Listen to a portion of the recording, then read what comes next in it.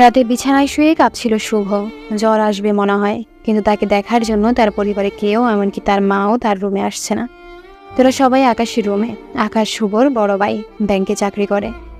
শুভ honours শেষ করে বেকার, চারিদিক থেকে চাকরির জন্য অ্যাপ্লাই করছে, কিন্তু কিছুতেই চাকরির মুখ দেখছে না।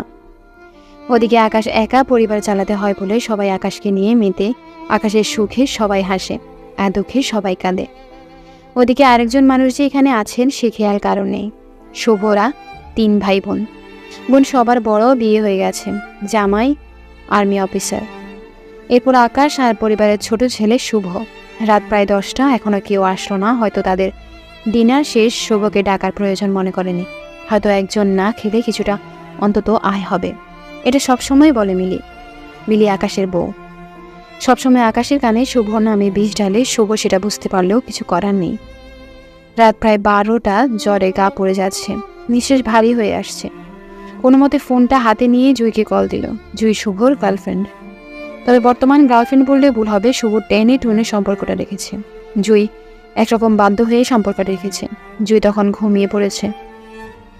শুভ বারবার কল দিয়ে যাচ্ছে। জুই তখন বিরক্ত হয়ে ঘুম ঘুম চোখে কলটা ধরে ঝাড়ি দিয়ে বলল, কি হয়েছে, এত রাতে ফোন দিচ্ছ কেন? জুই, আমার না খুব জ্বর উঠেছে, কথাও বলতে পারছি না। জ্বর উঠেছে, ডাক্তার দেখাও, ওষুধ খাও। তুমি আমাকে কেন কল দিয়েছো? তোমাকে খুব দেখতে ইচ্ছে করছে, প্লিজ একবার ভিডিও কলে আসো। এত রাতে তোমার ঢং আমি দেখতে পারবো না। আমার অনেক ঘুম পাচ্ছে, আমি ফোন রাখছি। বলেই জুই ফোনটা রেখে দিলে। আর শুভ চুপচাপ শুয়ে রইল। কোনো মতে রাতটা কাটিয়ে পরের দিন সকালবেলা বিছানায় বসেছিল। সন্ধ্যা থেকেই শুভ বের না হয়। শুভর মা তার কাছে আসে, এসে এই অবস্থা দেখে জিজ্ঞেস করে, কি রে শুভ, তোর কি হয়েছে? কাল থেকে রুম থেকে বের হসনি যে, রুমটাও কি নষ্ট করে দিবি? শুভর জ্বরে প্রচণ্ড মাথা ব্যথা করছিল। দিয়ে অবস্থায় নিজের মায়ের মুখ থেকে এমন একটা কথা শুনে শুভর মরে যেতে ইচ্ছে করছিল। সে চুপচাপ কান্না করতে লাগলো। কি রে, ঢং করছিস কেন? তাড়াতাড়ি উঠে ব্রেকফাস্ট করে আমাকে উদ্ধার কর। শুভ তখন আস্তে আস্তে উঠে ওয়াশরুমে গিয়ে ফ্রেশ হতে নিল। সেখানেই সেন্সলেস হয়ে পড়ে যায়। ওদিকে শুভর মা গিয়ে ব্রেকফাস্ট নিয়ে রেডি হয়, কিন্তু শুভ না আসায় রাগ করে নিজের রুমে চলে যায়। দুপুরের দিকে শুভর জ্ঞান ফিরে আসে। তাকে দেখে যেখানে সেন্সলেস হয়ে পড়েছিল সেখানেই শুয়ে আছে। তার জন্য কেউ একটাবার খোঁজ করতে আসেনি। শুভ তখন মনে মনে ভাবল, আচ্ছা, সত্যি কি জীবনটা শুধু টাকার উপর নির্ভরশীল? যার টাকা আছে তার সম্মান আছে, তার সবকিছুই আছে। যার টাকা নেই তার তো কিছুই নেই। আল্লাহ, তুমি আমাকে এমন বিপদে এনে কেন ফেললে? কিভাবে আমি এই পৃথিবী নামক রহস্যময় জায়গা থেকে মুক্ত হব? শুভ তখন অনেক কষ্ট করে আস্তে আস্তে বেরিয়ে আসে। ফ্রেশ হয়ে একটা চাদর গায়ে জড়িয়ে নিচে নামে। তখন লাঞ্চের সময় হয়নি। ওদিকে শুভর পেট ক্ষুধায় ফিরে যাচ্ছে। শুভ কিচেনে যায়। তখন সেখানে মিলি রান্না করছিল। শুভ গিয়ে মিলিকে বলল। মিলি রেগে শুভর দিকে তাকিয়ে বলে, নবাব এসেছে, তাকে যখন ইচ্ছা খাবার দিতে হবে। সকালে ব্রেকফাস্টের সময় কোথায় ছিলে? হ্যাঁ, সারাদিন ঘুমাও আর খাও, আর কি কোনো কাজ নেই? আমি কাজ করছি, এখন আমি তোমাকে খেতে দিতে পারবো না। একটু পরে লাঞ্চের সময় আসবে, তখন খাবে। এখন গিয়ে আপনার রাজ সিংহাসন সামলান। শুভ তখন মুচকি একটা হাসি দিয়ে বেরিয়ে যায়। সে জানতো এমন কিছুই হবে। বাইরে আসে। তখন জুই কল দিয়ে বলে দেখা করতে বলে। শুভ আস্তে আস্তে হেঁটে জুইয়ের কাছে গেল। জুই তখন একটা পার্কে বসেছিল। শুভকে দেখিয়ে জুই শুভকে জিজ্ঞেস করলো, শুভ, তোমার জ্বর কমেছে? হ্যাঁ, কিছুটা কমেছে। তাহলে তোমার এই অবস্থা কেন? ভালো লাগছে না, তাই ঘুরে বেড়াচ্ছি। তাহলে চলো আমরা কোথাও থেকে ঘুরে আসি। তুমি জানো আমার কাছে টাকা নেই, এর পরও কেন বারবার এসে এসব বলো আমাকে ছোট করার জন্য? তুমি কি বলতে চাইছো? আমি তোমাকে ছোট করি বারবার? হ্যাঁ, তা নয় তো কি, তুমি ইচ্ছে করে বারবার এরকম বলো।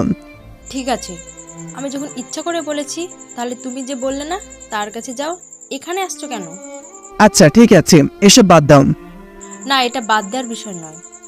জুই দেখো, আমি তো রাত থেকে কিছুই খাইনি, সারাদিন থেকে না খেয়ে আছি, প্লিজ এরকম বলো না। কেন, রাত থেকে তোমাকে খেতে দেয়নি? নিজের ইচ্ছায় খাওনি, আবার বলছো খাইনি। নিজের দোষ করে বারবার অন্যের গায়ে দোষ চাপানো, তাই না? ঠিক আছে, এখন আমি যাই, কালকে দেখা করব। এই দাঁড়াও, এই টাকাগুলো নাও, রাস্তায় কিছু খেয়ে নিও। শুভর দিকে 500 টাকা এগিয়ে দিয়ে বলল জুই। শুভ তখন তার ছেলের একটা হাসি দিয়ে বলল, আমি টাকাগুলোতে কি করব? আর তোমাকে আমি জীবনে কিছু দিতে পারিনি, আর এর মধ্যে আবার তোমার কাছ থেকে টাকা নিব? ঢং করলে কিন্তু টাকাটা আবার নিয়ে নিব। বলছি নিতে নিয়ে নাও। শুভ তখন টাকাগুলো নিয়ে চলে আসলো। রাস্তায় এসে খেয়ে দিয়ে বাড়ি গেল। জীবনে তো তার একটাই চিন্তা, সবাই ভুল বুঝলেও তার মাকে ভুল বোঝার কথা না। কিন্তু সে মাও তাকে রোজগার করে না বলে দিনের পর দিন অবহেলা অপমান করে গেছে। মাঝে মাঝে তার ইচ্ছে করে চিৎকার করে কাঁদতে, কিন্তু পারে না। পরের দিন তার বন্ধুর পরিচিত একটা অফিসে ইন্টারভিউ ছিল, সেখানে যাওয়ার জন্য প্রস্তুত হবে। তাই পরের দিন সকাল হতেই জুইকে কল করলো। হ্যালো, কি দরকার তাড়াতাড়ি বলো, আমার একটা কাজ আছে। জুই, আমি একটা চাকরির ইন্টারভিউ দিতে যাচ্ছি, দোয়া করো যাতে আমার চাকরিটা হয়ে যায়। চাকরিটা হয়ে গেলেই তোমাকে আমার করে নিয়ে আসবো সারা জীবনের জন্য। আমি সেই আশায় থাকতে থাকতে বুড়ি হয়ে যাব, কিন্তু তোমার চাকরি আর হবে না।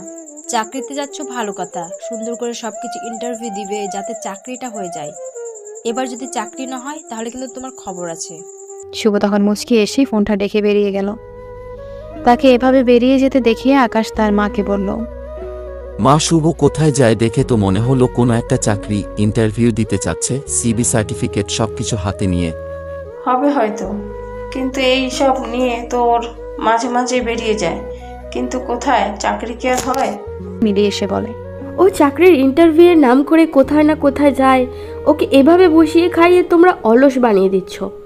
কয়েকদিন না খেতে দিলেই দেখবে নিজে নিজে দৌড়ে চাকরি খুঁজে নেবে। চাকরি করতে না পারলে মানুষ তো রিক্সা চালিয়েও খেতে পারে, কিন্তু নবাব পরিশ্রম করতেও রাজি নন। আরে তুমি এসব কি বলছো? ও কি পড়াশোনা করেছে রিক্সা চালানোর জন্য? তা কি হয়েছে? রিক্সা কি মানুষ চালায় না? রিক্সা চালিয়ে ওকে খেতে হবে, দেখে নিও। সে যা হবার হবে, তুমি আর এসবের মধ্যে কথা বলো না। হ্যাঁ, আমি বললেই তো যত দোষ হয়ে যায়, তাই না? বলবো না তোমাদের মধ্যে আর কথা। মিলি রাগ দেখিয়ে কিচেনে চলে যায়। ওদিকে মনে মনে হাজারো চিন্তা নিয়ে চাকরির ইন্টারভিউ দিতে চায় শুভ। ইন্টারভিউ দিতে গিয়ে সবকিছুতে ভালো মতো দিলেও শেষে অফিসার তাকে ঘুষের ব্যাপারটা কথা বলতে চাইলেও শুভ তখন সবার সামনে রাগ দেখিয়ে ঘুষ দেবে না বলে চলে এসেছে। আজকের ইন্টারভিউটা হলো না। এভাবে আর কতদিন ঘুরবে সে? কতদিন পরিবারে অবহেলা অসম্মান সহ্য করবে? ওদিকে ইন্টারভিউ শেষ হতেই জুইয়ের কল। হ্যাঁ জুই, বলো। তোমার ইন্টারভিউর খবর কি? চাকরি কি হয়ে গেছে? না, হয়নি। ওরা আমার কাছে ঘুষ চেয়েছিল, কিন্তু আমি দেব না বলে চাকরি হয়নি। আমি জানতাম তোমার চাকরি হবে না। এভাবে আর কতদিন শুভ, কতদিন আমি তোমার জন্য অপেক্ষা করব? আমার কিন্তু এবার ধৈর্যের বাঁধ ভেঙে যাচ্ছে। এবার কিন্তু আমাকে কোনো একটা ডিসিশন নিতেই হবে। এর মানে তুমি কি বলতে চাইছো জুই? আমি কি বলতে চাইছি সেটা তুমি খুব ভালো করে বুঝতে পারছো শুভ। আমার মা বাবা দুজনেই তো প্রতিষ্ঠিত এবং চাকরিজীবী। আমাকে স্বাধীনতা দিয়েছে, তাই বলে তাদের স্বপ্নকে আমি মাটি চাপা দিতে পারি না। ওদের ইচ্ছা তাদের মেয়েকে কোনো প্রতিষ্ঠিত চাকরিজীবীর হাতে তুলে দেবে, কিন্তু তুমি দিনের পর দিন বেকার ঘুরে বেড়াচ্ছ। এভাবে চললে আমার কিন্তু তোমার সাথে রিলেশন কন্টিনিউ করা সম্ভব না। আমি এসব থেকে মুক্তি চাই, ব্রেকআপ করতে চাই তোমার সাথে। এই রিলেশনের প্যারায় আমি আর থাকতে চাই না। তুমি যা চাইবে তাই হবে, আমার এতে কোনো আপত্তি নেই। ফোনটা রেখে দিয়ে আকাশের দিকে তাকিয়ে কান্না করছিল শুভ, কিন্তু তার সেই কান্না আর কেউ শোনার মতো নয়। সবাই নিজ কাজে ব্যস্ত, সবাই নিজের জীবন নিয়ে ব্যস্ত। মাঝ দিয়ে শুভর জীবন বিশাল এক বিশৃঙ্খলার মধ্যে পড়ে গেছে। না পারছে নিজের ভালোবাসার মানুষকে নিজের কাছে একেবারে নিয়ে আসতে, আর না পারছে দূরে ঠেলে দিতে। কি করবে সে? তার কি কিছুই করার নেই? এসব বিষাদ সে আর সইতে পারছে না। সবকিছু হারিয়ে সে কি নিঃস্ব হয়ে যাবে? বাড়িতে যখন ফিরে যাচ্ছিল তখন সন্ধ্যা হয়ে গেছে। বাড়িতে ঢুকতেই তার মা সামনে এসে বললেন, কি রে শুভ্র, কোথায় গিয়েছিলি? দেখে তো মনে হচ্ছে চাকরির ইন্টারভিউ দিতে গিয়েছিলি। চাকরি হয় নাই? না, হয় নাই। ওরা আমার কাছে ঘুষ চেয়েছিল, তাই আমি আর চাকরি করতে চাইনি। আর কতদিন এভাবে চলবে? কতদিন নিজের ভাইয়ের সংসারে খেয়ে যাবি? তারও তো নিজের সংসার আছে। সে নিজের সংসার চালাবে নাকি তোকে খাওয়াবে? আমি তো চেষ্টা করছি আমার সর্বোচ্চ, কিন্তু হচ্ছে না। এতে আমার দোষ কি? এত সব বোঝার টাইম নাই আমাদের। তুমি কালকেই বাড়ি থেকে বেরিয়ে যাবে। মা, তুমি এসব কি বলতে চাইছো? আমি এই বাড়ি থেকে বেরিয়ে যাব মানে? এই বাড়িতে থাকতে হলে তোমাকেও টাকা দিয়ে থাকতে হবে। এই বাড়িতে আর কাউকে ফ্রিতে খাওয়ানো হবে না। দিনের পর দিন নিজের ভাইয়ের কাঁধে চড়ে খেতে তোমার একটুকু লজ্জা করে না? ঠিক আছে, তোমরা যখন চাইছো আমি এই বাড়িতে আর না থাকি, তাহলে আমি চলে যাচ্ছি এই বাড়ি ছেড়ে, তোমাদের ছেড়ে।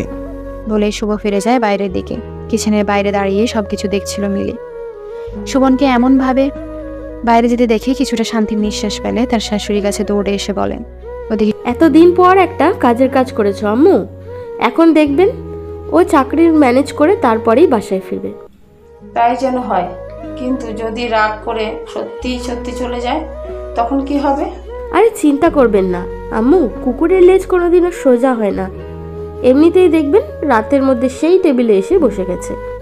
সত্যি তো চেষ্টা করছিল, কিন্তু আমি ওকে বের হতে বললাম কেন? আমি মনে হয় একটু বেশি বলে ফেলেছি ওকে, তাই না বৌমা? না মা, আপনি একটুও বেশি বলেননি। ওর যতটুকু প্রাপ্য ছিল ততটুকুই বলেছেন। এখন আপনি ভিতরে আসেন মা, আমি আপনার জন্য চা বানিয়ে আনছি। শুভ বাইরে গিয়ে রাস্তার পাশে হাঁটছিল, কিন্তু কোথাও কিছু নেই, চারিদিকে শুধু অন্ধকার। সেই অন্ধকারে হারিয়ে যাচ্ছিল শুভ। কান্না করছিল শুভ, কান্না করছিল আর হাঁটছিল চারদিকটা যেন তার বিরোধী এমনকি প্রকৃতিও। হঠাৎ করে ঝমঝম করে বৃষ্টি নামলো। শুভ দৌড়ে গিয়ে একটা ছাউনির নিচে আশ্রয় নেয়। সেখানে একটা টুল রাখা ছিল, শুভ সেটাতে বসে পড়ল। রাত তখন প্রায় 12টা। বৃষ্টি থামলো, তবে ঘন অন্ধকার, চারদিকে শুধু ঝিঝি পোকার ডাক শোনা যাচ্ছে। শুভ মনে মনে ভাবলো, আমার তো আর যাওয়ার কোনো জায়গা নেই। আজকে রাতটা না হয় এখানেই থেকে যাই, কাল সকালে যা হওয়ার হবে। হায়রে পৃথিবী! শুভ সেখানেই বসে রইল। মশা কামড়াচ্ছিল প্রচণ্ড পরিমাণে, কিন্তু সে মশাগুলোকে তার বন্ধু ভেবে তাদের সাথে আনমনে কথা বলে যাচ্ছিল। এরকম উন্মাদের মতো করছিল সে। দেখতে দেখতে রাতটা কেটে গেল। ভোরের আলো চারদিক থেকে ফুটতে শুরু করেছে। ফজরের আজান দিচ্ছে বিভিন্ন মসজিদে। শুভ উঠে হাঁটতে শুরু করলো। পেট ছেড়ে যাচ্ছে ক্ষুধায়, কিন্তু পকেটে টাকাও নেই।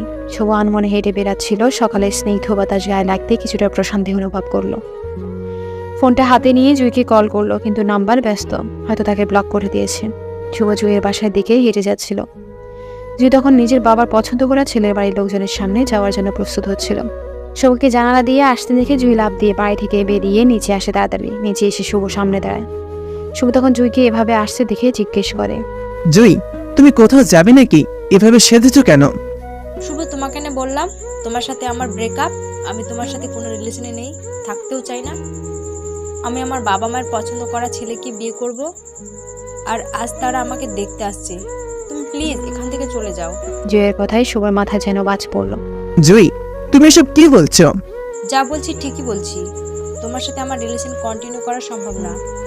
জুই, তার মানে তুমি ওই দিন সত্যি সত্যি বলেছিলা এসব কথা? হোয়াট? তোমার কি মনে হয়েছিল আমি তোমার সাথে ইয়ার্কি করছি? শুভ তখন কান্না করতে করতে বলল, জুই, তুমি প্লিজ এরকম করো না।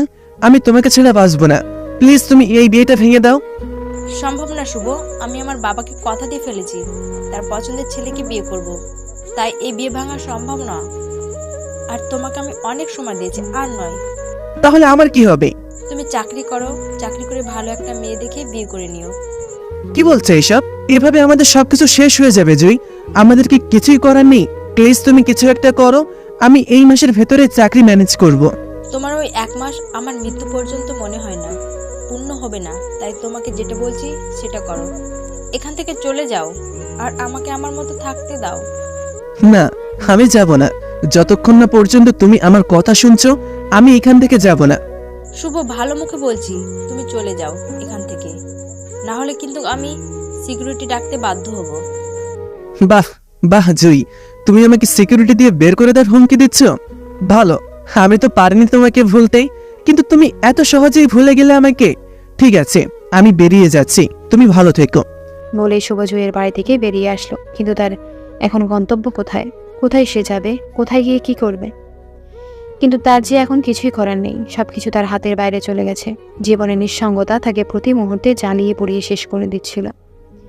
সেই নিঃসঙ্গতার মাঝেই একটি ছোট্ট প্রদীপ ছিল, নাম জুই। আজ সেই প্রদীপটাও নিভে গেছে। এখন কি করবে শুভ? অন্ধকারে হারিয়ে যাবে সে? সেই অন্ধকার হয়তো তাকে গ্রাস করবে। শুভ তখন রাস্তা দিয়ে হাঁটছিল, হঠাৎ করে উল্টে পড়ে যায় রাস্তায়। হয়তো 2 দিন থেকে না খেয়ে থাকার কারণে এরকম অবস্থা হয়েছে। শরীর একদম দুর্বল হয়ে গেছে, হাঁটার পর্যন্ত শক্তি নেই। শুভ আবারও ঘুরে দাঁড়ায়, অনেক কষ্ট করে ওঠে, একটা খোলা মাঠে গিয়ে বসে। জীবন মানে না শুধু ভোগ বিলাস, জীবন হচ্ছে সংগ্রাম। মাঠকে গিয়ে আবার ঘুরে দাঁড়ানোর প্রত্যয়। শুভ অনেক কষ্ট করে উঠে ঘুরতে লাগলো চাকরির খোঁজে। যখন বুঝতে পারলো তার দ্বারা চাকরি সম্ভব নয়, তখন নিজের পকেটের ফোনটা বিক্রি করে দিল। এই ফোন দিয়ে আর কি হবে? না আছে কোনো আত্মীয়, না আছে কেউ, তাহলে কাকে ফোন দিবে সে? এর চেয়ে ফোনটা বিক্রি করে 2 দিন চলাই ভালো। শুভ ফোনটা বিক্রি করে প্রথমে খেয়ে নিল, কিন্তু সমস্যায় পড়ল এই বিষয় নিয়ে। ফোন বিক্রি করতে হয়তো 4-5 দিন বিলাসিতা করে কেটে যাবে, কিন্তু তারপর কি? গন্তব্য কোথায়? কোথায় থাকবে? রাতে মাথা গোঁজার ঠাঁই হবে তো তার। শুভ হাঁটতে হাঁটতে একটা অফিসে গেল, কিন্তু সব জায়গায় নিরাশ হয়ে ফিরল। শেষ পর্যন্ত সিদ্ধান্ত নিল কোনো ব্যবসা করবে, কিন্তু ব্যবসার জন্য তো প্রচুর প্রয়োজন। তার কাছে ফোন বিক্রি করে সব খরচ শেষে 7,000 টাকা আছে। শুভ গিয়ে একটা বাসায় ভাড়া নিতে চায়। বাসার সামনে গিয়ে কলিং বেল বাজাতে এক অতীব সুন্দরী মেয়ে এসে দরজা খুলে জিজ্ঞেস করলো, কে আপনি? কি চান? আসলে আমি রহমান সাহেবের সাথে দেখা করতে এসেছি। জি, উনি আমার বাবা। কি দরকার আমাকে বলুন। আসলে ওনার একটা বিজ্ঞাপন আপনার বাড়ির সামনে দেখে এসেছি। উনি মনে হয় ওনার একটা রুম ভাড়া দিবেন। আমি বিজ্ঞাপন দেওয়ার নাম্বারে কল দিয়েছি, বাট বন্ধ। আরে ওটা তো আমি মজা করে বাড়ির সামনে লাগিয়েছি। আপনি ওই রুম নিয়ে কি করবেন? ওটা তো মানুষ থাকার মতো অবস্থাই নেই।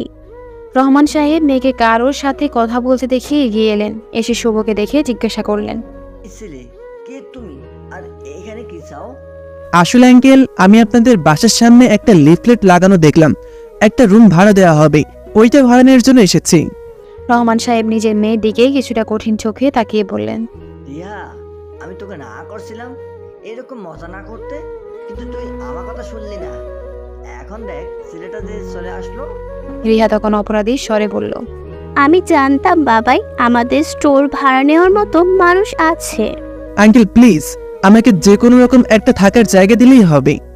দেখো বাবা, আমার মেয়েটা ছোট, খুব ফাজিল, দুষ্টুমি করে বাড়ির সামনে আমাদের একটা পরিত্যক্ত রুম ভাড়া দেওয়ার লিফলেট লাগাইছে। এটা নিয়ে তোমার কোনো লাভ হবে না। আঙ্কেল, আমি অনেক বড় একটা বিপদে আছি, প্লিজ, দরকার হয় আমি ফ্লোরে ঘুমাবো, কিন্তু তবুও আমার একটা থাকার জায়গা দরকার।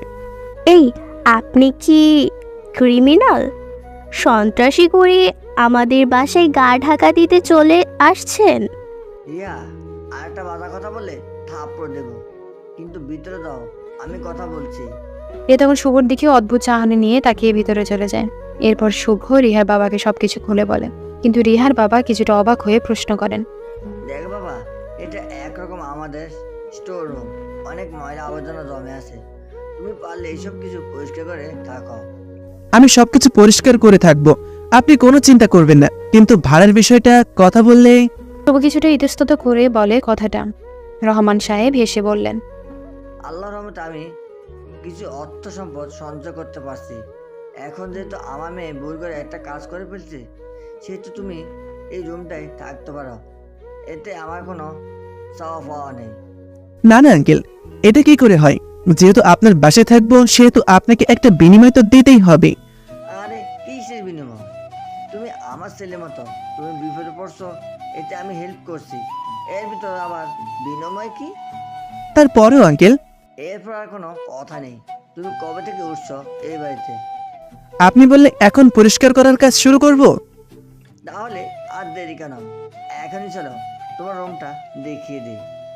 রহমান সাহেব আর শুভ ভিতরে গেলেন। বাড়িতে 2 তলা বিশিষ্ট অনেক সুন্দর বাড়ি। 2য় তলার সেই পাশে রুমটা দেখিয়ে দেওয়া হলো শুভকে।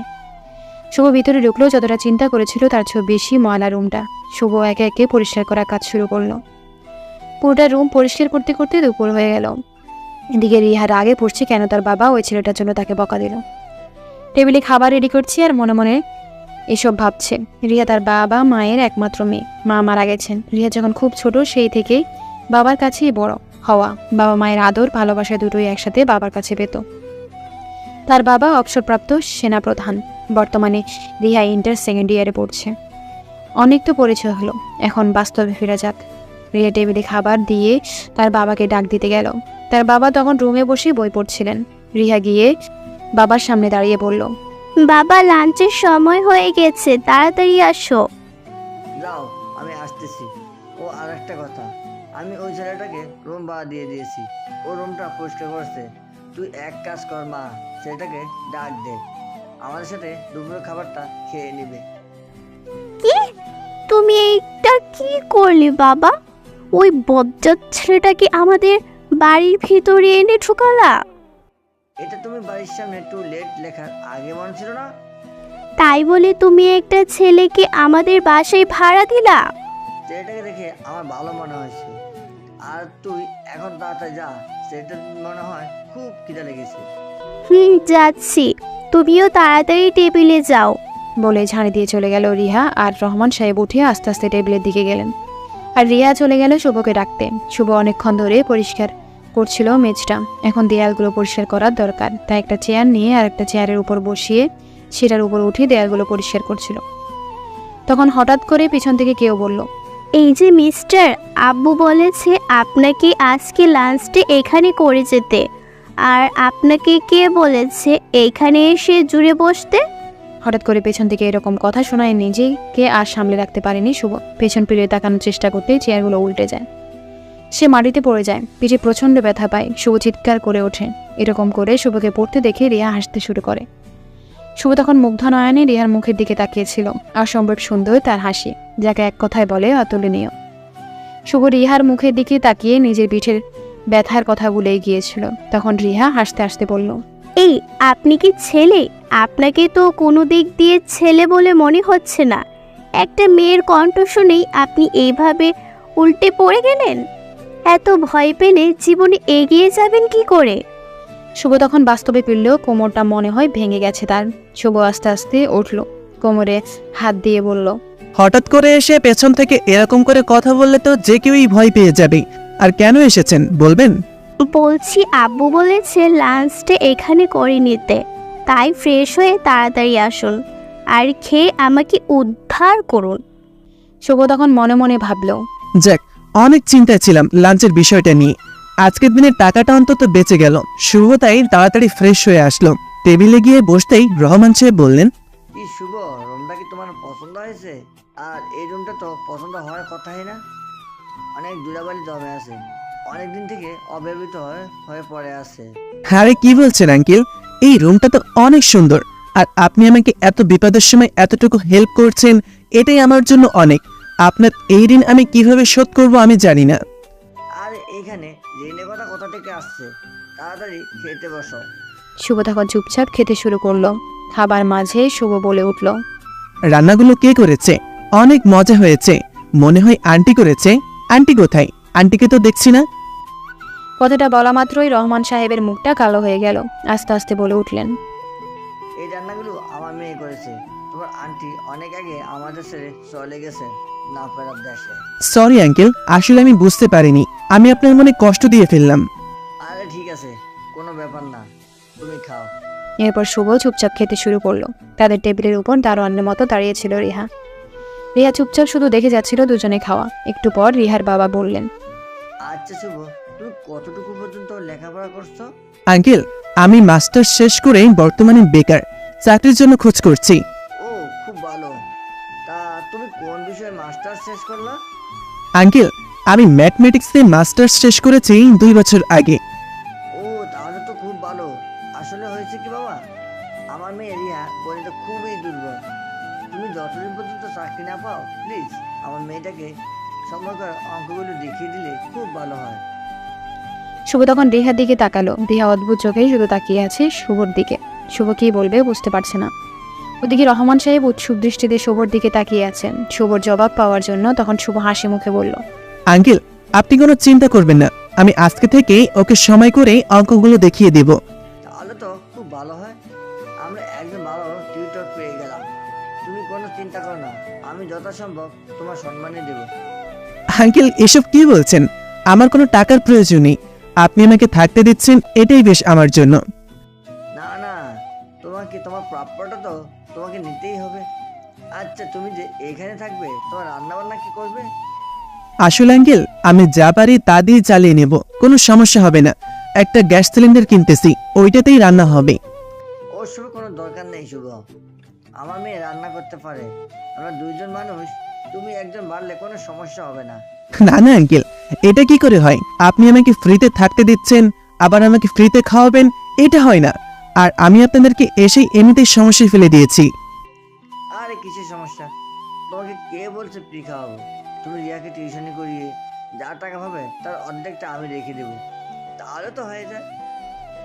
শুভ আর না করতে পারলো না। তারও অবশ্য রান্নাবান্না জানা নেই। বিনামূল্যে এভাবে এত মজার মজার খাবার খেতে পারলে হতি কি। দুদিনে শুভর সাথে তার বাবার এত ভাব দেখে জ্বলে পুড়ে শেষ হয়ে যাচ্ছিল রিহা। মনে মনে রিহা ভাবছিল, এই ছেলেটা একদিনে এসেই বাবার সাথে এত ভাব জমিয়ে নিয়েছে, না জানি পরে আর কি না কি করবে। আর বাবাও হয়েছে, এরকম একজন সুন্দর করে কথা বলল, তার সাথেই সব শেয়ার করে দিবে? কোন দিন জানি নিজের মেয়ের জামাই বানিয়ে দিই। আজব। শুভ খাওয়া দাওয়া শেষ করে নিজের রুমে গেল। রুমে গিয়ে সব কিছু গুছিয়ে একবার বাইরে গেল কিছু কেনাকাটা করার জন্য। বাড়ি থেকে কিছুই নিয়ে বের হয়নি। এখন কয়েকটা জামা কাপড় কিনে সাথে একটা দোকান থেকে অল্প টাকায় একটা পুরনো স্মার্টফোন কিনে তাদের পুরনো ফোন থেকে খুলে রাখা সিম কার্ড আর মেমোরিটা সেট করে ফিরে আসলো রিহার বাড়িতে। সন্ধ্যা হয়ে গেছে। শুভ তখন রুমে বসে বোর হচ্ছিল। কিছুই ভালো লাগছে না। ফোন থাকলে অবশ্যই ফোনটা টিপে কিছু সময় পার করা যেত, কিন্তু এখন যে ফোনটা কিনেছি তা দিয়ে শুধু ফোন কল আর সামান্য মিউজিক শোনা ছাড়া তেমন বড় কিছু করা সম্ভব নয়। একটু পর বুঝতে পারলো দরজার বাইরে কেউ একজন এসেছে। শুভ তাকালো, দেখতে পেল রিহা হাতে চায়ের কাপ নিয়ে এসেছে। চাটা শুভর দিকে এগিয়ে দিয়ে বলল, এই নিন, চাটা খেয়ে নিন। আর আপনাকে একটা কথা বলি, শুনেন। আমার কথা যদি না শুনেন তাহলে কিন্তু খুব খারাপ হবে। শুভ কিছুটা অবাক হয়ে প্রশ্ন করল, কি কথা বলো? আপনি এখন চাটা শেষ করে সুন্দর মতো বাবার কাছে গিয়ে বলবেন আপনি আমাকে পড়াবেন না। আপনার পক্ষে আমাকে পড়ানো সম্ভব নয়, আপনার কাজ আছে। কেন? আমি আঙ্কেলকে কথা দিয়ে ফেলেছি তোমাকে পড়াবো, আর তুমি পড়তে চাইছো না কেন? আরেকটা কথা বললে কিন্তু খুন করে দিব। আমার এসব পড়াশোনা ভালো লাগে না। তাই যেটা বলেছি শুনেন, তাড়াতাড়ি যান, না হলে কিন্তু অনেক খারাপ হয়ে যাবে। আমি বলবো না, যা পারো করে নাও। আমি আঙ্কেলকে কথা দিয়ে ফেলেছি। আমি আপনার কাছে পড়বো না, ব্যাস। দেখি আপনি পারলে আমাকে পড়িয়ে দেখান। বলে রিহা রাগ করেও ঘর থেকে বেরিয়ে গেল। ওদিকে ড্রয়িং রুমে বসেছিলেন রহমান সাহেব। রিহাকে এভাবে রাগ করে বেরিয়ে আসতে দেখে জিজ্ঞাসা করলেন, তাড়াতাড়ি গিয়ে পড়তে বসো। আর মাত্র 2 মাস, এরপর তোমার এইচএসসি পরীক্ষা। পরীক্ষায় কিন্তু A+ পাওয়া চাই। রিহা রাগ করে গিয়ে পড়তে বসলো। ওদিকে চাটা শেষ করে ড্রয়িং রুমে আসলো শুভ।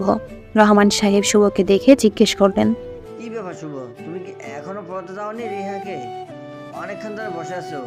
ওকে আঙ্কেল, আপনি চিন্তা করবেন না, আমি এখনই যাচ্ছি।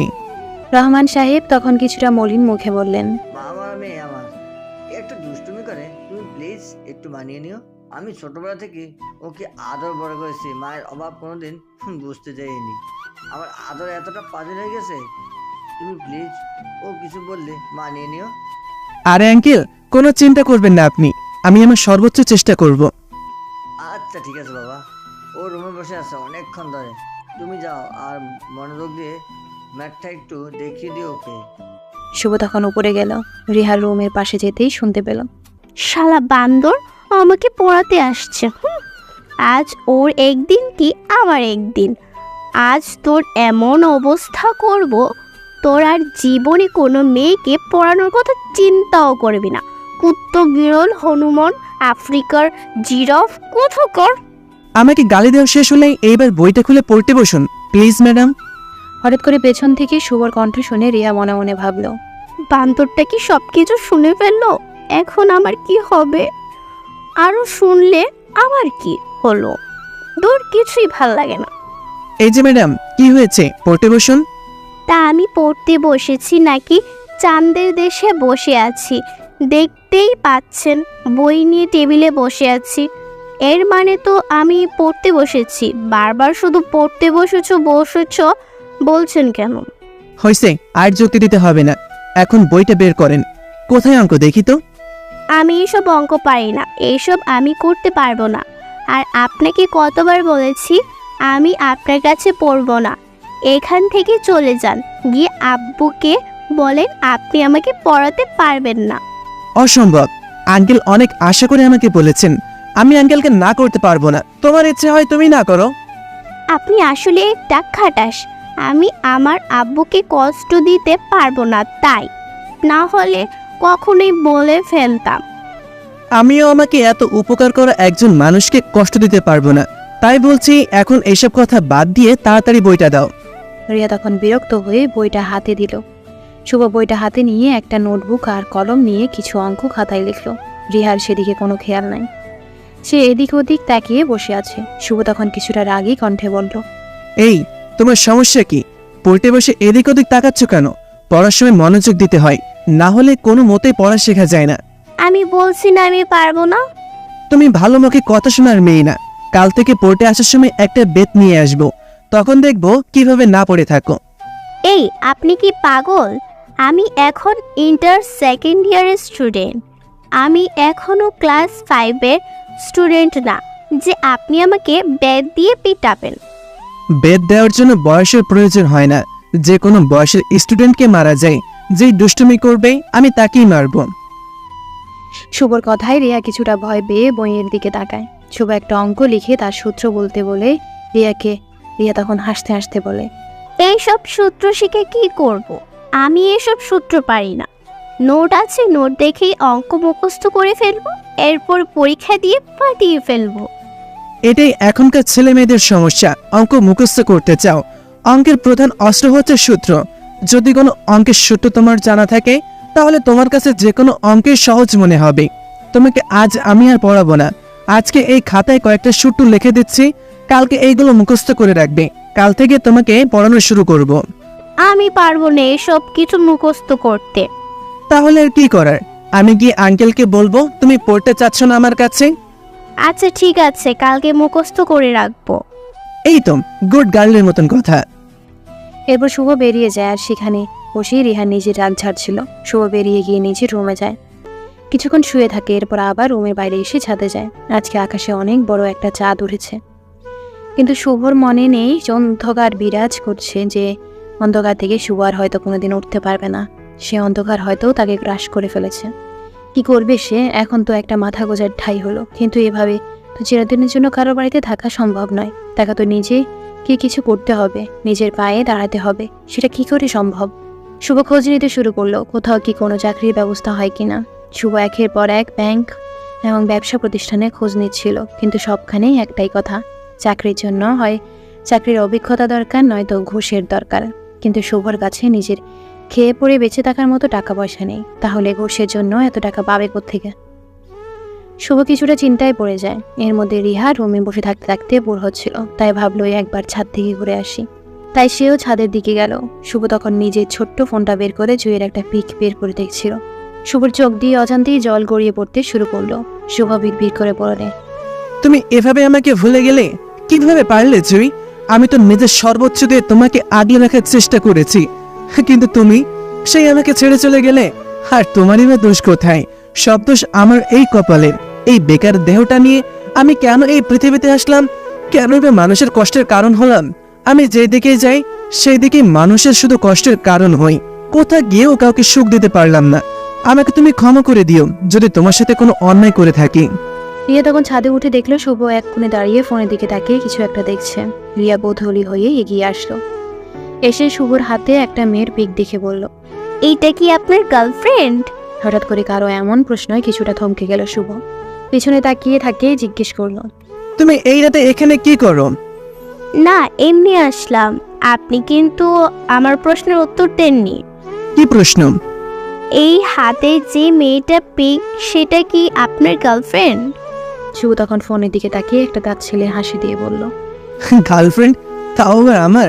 বেকার ছেলেদের জীবনে হয় নাকি? এই মেয়েটা আমার গার্লফ্রেন্ড ছিল, কিন্তু এখন আর নাই। আপনি কি বললেন? আপনার কথা আগামাতা কিছুই বুঝলাম না। এসব বুঝে লাভ নাই, আপনি থাকেন, আমি চলে যাই। চলে যাচ্ছেন নাকি? কথা এড়ানোর জন্য পালিয়ে যাচ্ছেন? পালাবো কেন? আমি কি চুরি করেছি? মেয়েটার সাথে আমার সম্পর্ক ছিল, কিন্তু এখন আর নেই। কেন নেই সেটাই তো জানতে চাইছি। এই পৃথিবীতে সবাই টাকা চেনে, সবার টাকার প্রয়োজন। পৃথিবীতে যত সম্পর্ক গড়ে ওঠে সবই টাকার জন্য গড়ে ওঠে।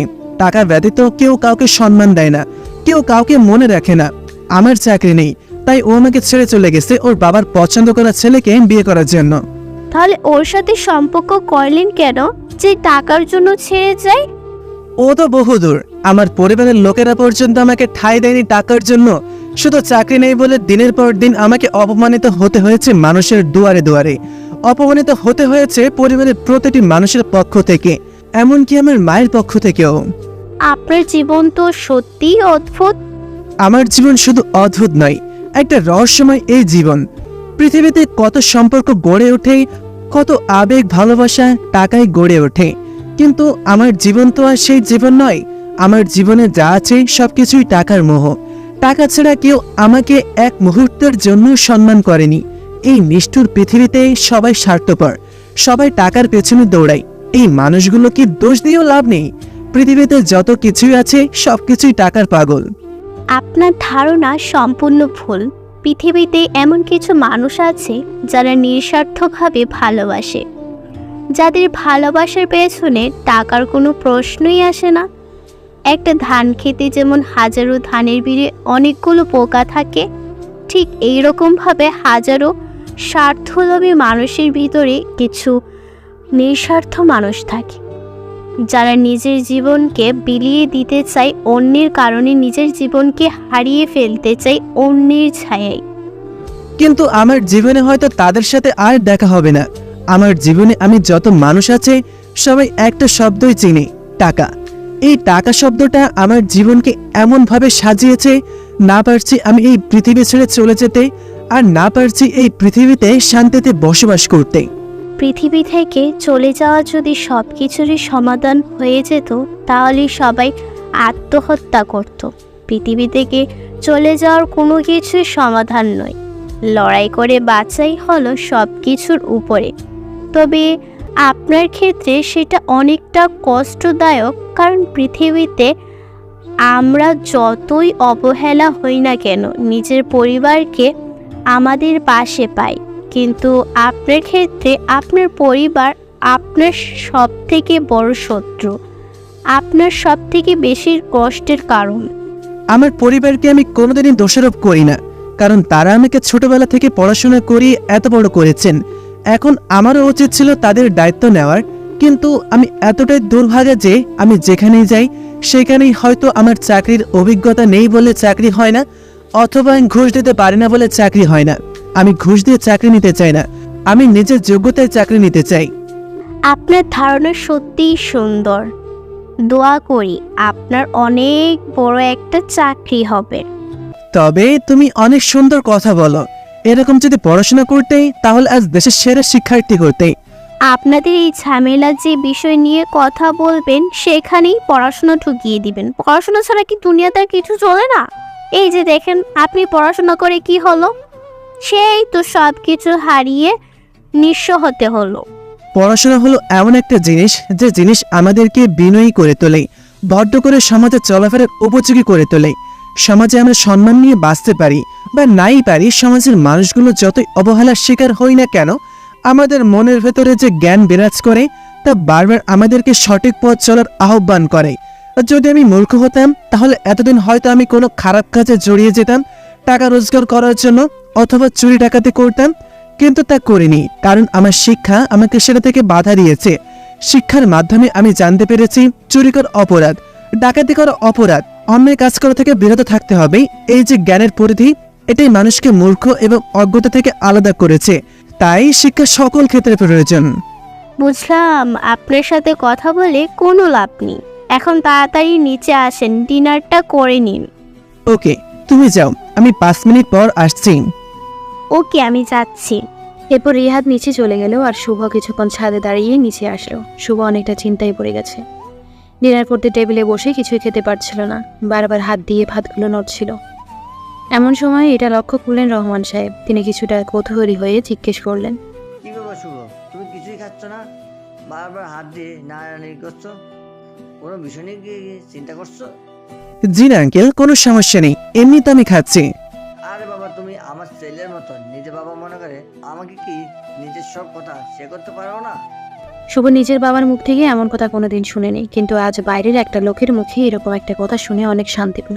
শুভ কিছুটা অশ্রু মিশ্রিত কণ্ঠে বলল, আসলে আঙ্কেল, আমি মাস্টার শেষ করেছি আজ 2 বছর হলো, কিন্তু এতদিন ঘুরে থেকে কোনো চাকরি পাইনি। বারবার অনেক অফিসে যাচ্ছি, অনেক ব্যাংকে যাচ্ছি, কিন্তু কোথাও আমার চাকরি হচ্ছে না।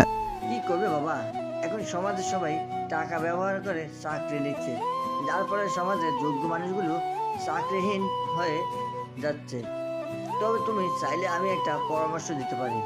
আপনি এভাবে কেন বলছেন আঙ্কেল? আপনি যে পরামর্শ দিবেন সেটাই আমি মাথা পেতে নেব। দেখো বাবা, এখনকার সময় চাকরি পাওয়াটা খুবই কষ্টকর। তুমি লম্বায় প্রায় 6 ফুটের কাছাকাছি আছো, সাথে তোমার শিক্ষা এবং শারীরিক গঠনও তুমি অনেক এগিয়ে আছো। এই ক্ষেত্রে তুমি সেনাবাহিনী অথবা কোনো একটা ফোর্সে অ্যাপ্লাই করতে পারো। আশা করি হয়ে যাবে। আর আমি সেনাবাহিনীর প্রধান ছিলাম, অবসরের পরে অনেক অফিসারের সাথে আমার সাক্ষাৎ হয়, মাঝে মাঝে কথাবার্তা হয়। তাদের বললে তোমার একটা ব্যবস্থা করে দেবে তারা। আঙ্কেল, আপনাকে কি বলে ধন্যবাদ দেব এই বিষয়টা আমার কখনোই মাথায় আসেনি। আপনি দয়া করে আপনার পরিচিত কেউ থাকলে তার সাথে কথা বলুন। তবে বাবা, সেনাবাহিনীতে চাকরি করার আগে তোমার একটা কথা মাথায় রাখতে হবে। সব থেকে বড় কথা হলো নিজের দেশের জন্য নিজের জীবনকে আত্মত্যাগ করতে হবে। তোমাকে প্রতিদিন ঘর থেকে বের হয়ে যেতে হবে এইভাবে যে হয়তো আমি আর বিকেলে বাড়ি ফিরতে পারবো না, না হয়তো বা নিজের কিছু সব কিছু হারিয়ে সেখানে পড়ে থাকবে। সেনাবাহিনীতে চাকরি করার সব থেকে বড় বিষয় হলো নিজের দেশের প্রতি ভালোবাসা, নিজের মাতৃভূমির প্রতি টান। মাতৃভূমির জন্য হাজার মানুষ শহীদ হয়েছে, লক্ষ কোটি মা বোনেরা নিজের ইজ্জত বিলিয়ে দিয়েছে, কিন্তু মাতৃভূমি সম্মান অক্ষুণ্ণ রেখেছে। কিন্তু বর্তমান যুগে এমন কিছু অফিসার আছে যারা টাকার জন্য নিজের মাতৃভূমির সাথে বেইমানি করে। যদি কোনোদিন তোমার সেনাবাহিনীতে চাকরি হয়, তাহলে প্রথম শর্ত হচ্ছে তোমাকে সৎ থাকতে হবে। এতটাই সৎ থাকতে হবে যে তোমার সামনে যদি পৃথিবীর সকল শক্তি এসে বলে অন্যায়ের পথে চলো, তুমি তাদের বিরোধিতা করবে একা। যদি কেউ তোমার পাশে না থাকে, তবে তুমি একাই তাদের পরাস্ত করার চেষ্টা করবে। যদি না পারো তাহলে শহীদ হবে। যদি তুমি তাদের কথা মেনে নাও, অন্যায়ের পথে চলতে শুরু করো, তাহলে তুমি মরলে তুমি একটা চতুর্থ সম্পদ জন্তুর মতো মরবে, কখনো শহীদের সম্মান পাবে না। আপনার কথাগুলো শুনে মনে আলাদা একটা শান্তি পেলাম। আপনি প্লিজ কথা বলেন।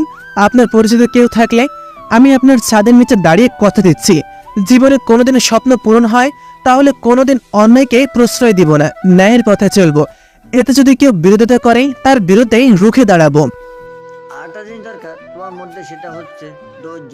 আমি যতদূর বুঝতে পারছি তুমি অত্যন্ত ধৈর্যশীল একটা ছেলে। সেই ধৈর্য শক্তি যতদিন পর্যন্ত তোমার ভিতরে আছে, ততদিন তোমাকে কেউ হারাতে পারবে না। তুমি এগিয়ে যাবে দূর দূরান্তে, সবাই তোমার পিছু টানবে, কিন্তু তুমি তোমার ধৈর্য শক্তি আর দৃঢ় প্রত্যয় দিয়ে সব কিছু ছাড়িয়ে চলে যাবে সুদূর প্রান্তরে। আমাকে অবশ্যই ধৈর্য শক্তির চূড়ায় আপনি পাবেন। আমি আমার জীবন দিয়ে দেব আমার জন্মভূমির জন্য, তবু আমার জন্মভূমিকে কোনো ছোটোর হাতে দিব না। ওকে, আমি তোমার মধ্যে সেই দীপ্তি প্রদীপ দেখতে পাচ্ছি। তুমি একদিন সফল হবে, কিন্তু এটা অনেক সময়ের ব্যাপার। আমি কাল সকালে কথা বলবো আমার পরিচিত কোনো এক অফিসারের সাথে। তুমি প্রস্তুত হয়ে নাও। আশা করি আমার কথা কেউ ফেলতে পারবে না। তোমাকে অনেক ট্রেনিং নিতে হবে, অনেক কষ্ট সহ্য করতে হবে। আজকে রাতে একটা কাজ করবে। ঠিক আছে আঙ্কেল। তুমি ইন্টারনেটে গিয়ে যত সেনাবাহিনী ট্রেনিং আছে সবগুলো দেখবে। যদি তোমার সেটা দেখে মনে হয় তুমি এটা করতে পারবে, তাহলে তুমি সেটাই যুক্ত হবে। কিন্তু যদি দেখে মনে হয় তুমি পারবে না, তাহলে কমান্ডো ট্রেনিংয়ে যাওয়ার তোমার দরকার নেই। মাঝপথে কোনো কিছু শেষ করলে সেই কাজটা সুন্দর হয় না। তাই যাওয়ার আগে ভেবে নাও তুমি পারবে কিনা।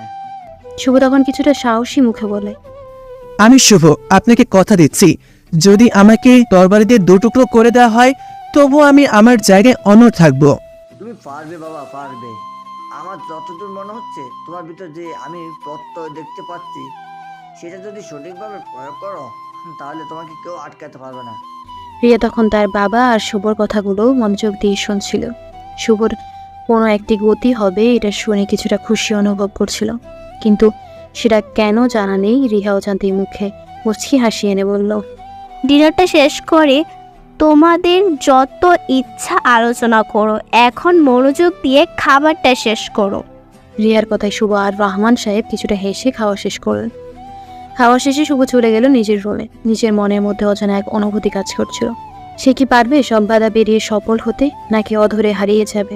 শুভ নিজের মনের সাথে যুদ্ধ করছিল। আমি কি পারবো এত বড় দায়িত্ব নিজের কাঁধে বহন করতে? না না, আমাকে পারতেই হবে। আমি আঙ্কেলকে কথা দিয়েছি আমাকে যে করেই হোক সব বাধা পেরিয়ে সফল হতেই হবে। আমাকে নিজের দেশের জন্য কিছু করতেই হবে। রিয়া তখন রুমে গিয়ে শুভর দেওয়া সূত্রগুলো মুখস্থ করছিল আর মনে মনে শুভকে গালি দিচ্ছিল। শালা বাদর আমার বাড়িতে এসে আমাকে এত কষ্টের মধ্যে ফেলে দিয়েছে। এইসব সূত্র মুখ দিয়ে উচ্চারণ হয় না, এইসব কিছু আমি কি করে মনে রাখবো? ভাল লাগে না কিছু। রিহা বিরক্ত হয়ে সূত্রগুলো পড়ছিল, ওদিকে শুভ বিছানায় শুয়ে ছটফট করছিল। রহমান সাহেব তার জুনিয়র কমান্ডো অফিসার রাসেলকে কল দিলেন। রাসেল সাহেব এতদিন পর নিজের স্যারের কল পেয়ে কৌতূহলী হয়ে ফোন ধরে বললেন, আসসালামু আলাইকুম স্যার, কেমন আছেন? ওয়ালাইকুম আসসালাম। অনেক অনেক ভালো আছি। তুমি কেমন আছো রাসেল? আপনাদের দোয়ায় অনেক ভালো আছি স্যার। আপনি তো অবসরের পর আর একদিনও আসলেন না। আপনার আদর্শগুলো, আপনার বলা কথাগুলো অনেক মিস করি স্যার। আমার মতো অদমকে যে তোমার মনে রেখেছো, এটাই আমার সৌভাগ্য। রাসেল, তোমার কাছে আমার একটা অনুরোধ আছে। প্লিজ স্যার, আপনি এরকম বলবেন না। আপনার অবদানেই এত দূর এসেছি আমি। আপনি আমাকে অনুরোধ করবেন কেন? আপনি আমাকে আদেশ করুন, কি করতে হবে আমাকে। তোমার যদি সময় থাকে তাহলে কাল সকালে একবার আমাদের বাসায় আসতে পারবে? এই ব্যাপার স্যার, এটার জন্যই আপনি এভাবে বলবেন। আপনি কোনো চিন্তা করবেন না। কাল সকালে আমি আপনার বাসায় পৌঁছে যাব। আচ্ছা তাহলে রাখি। রাসেল, কাল মনে করে আসবে কিন্তু। Okay sir. রহমান সাহেব ফোনটা রেখে শুয়ে পড়লেন। পরের দিন সকাল হতেই রাসেল সাহেব আসলেন। দরজা দিয়ে খুলে দিলেন। রহমান সাহেব শুভ উত্তেজনায় কিছুটা অস্বস্তিতে পড়ে গেছে। মুখ দিয়ে সুন্দর মতো কথা উচ্চারিত হচ্ছিল না তার। রাসেল সাহেব এসে রহমান সাহেবের পাশে বসলেন। রাসেল, তোমার দায়িত্বের খবর কি? সব কিছু কি ঠিক আছে তো? আপনার দোয়ায় সবকিছু ভালোই আছে, কিন্তু আপনার পদে আমাকে বসিয়ে রেখেছেন। আপনি যেরকম ভাবে সবকিছুই পরিচালনা করতেন, সেটা আমার পক্ষে করা কখনোই সম্ভব না। আপনি আমার অনুপ্রেরণা স্যার। আরে সবসময় এরকম বলতে থাকে কেন? তোমার যোগ্যতা না থাকলে তুমি কখনো এই জায়গায় আসতে পারতে না। আমি শুধু একটা পথ মাত্র, যে পথ দিয়ে হেঁটে তুমি সফলতা চূড়ায় পৌঁছেছ। তবুও স্যার, আমি আপনার কাছে চিরকৃতজ্ঞ। এইসব বাদ দাও রাসেল, এখন তোমাকে যে আর কারণে ডাকলাম সেটা শোনো। জি স্যার, বলুন। আমার বাসায় একটা ছেলে আছে, মাস্টার্স কমপ্লিট করেছে, এখন চাকরির জন্য খুঁজে বেড়াচ্ছে। কিন্তু আমি তাকে বলেছি সেনাবাহিনীতে জয়েন হওয়ার জন্য। তোমার কাছে কি কোনো সুযোগ আছে? যদি সুযোগ থাকে তাহলে ওকে অ্যাপ্লাই করার সুযোগ করে দাও। স্যার, এই 1 মাস তো কোনো প্রকার নিয়োগ নেই, তবে পরের মাসের শুরু থেকে নিয়োগ দেওয়া হবে, তখন তাকে অ্যাপ্লাই করতে বলবেন। আমার পক্ষ থেকে আমি সর্বোচ্চ চেষ্টা করব। ওকে দাও, আমি তাকে ডেকে নিয়ে আসছি। তুমি আগে দেখে নাও তার শারীরিক গঠন, উচ্চতা সবকিছু ঠিক আছে কিনা।